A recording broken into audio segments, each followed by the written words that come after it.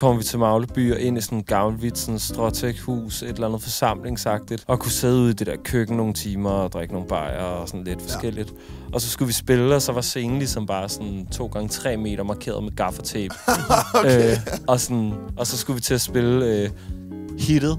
Vi skulle spille, hvad vi drak. Ja, det er rigtigt. Før med mine drenge kommer på, så er 3 numre inden, så kommer der sådan en rigtig bad boy op, som bare sådan der kommer hen, og, sådan, og vi har ikke noget sceneerfaring, og der er ikke en scene. Så han kommer jo bare hen og tager fat i os. Og sådan der, hvornår spiller I snart noget techno? Og så er det sådan lidt, altså det har vi ikke. Det har vi faktisk ikke lige noget af. Så det var lidt sådan derfra, og så, slutter vi koncerten. Så taget lidt på sengen. Ja, så går strømmen i det der hus, eller det der forsamlingshus. Og det rammer bare, altså præcis sådan, så omkvædet med mine drenge kommer på, så alle sådan bare laver fællessang og bare tror, det er helt det er planlagt, og det er bare sådan strømmen, der bare går. Ja, på mange måder.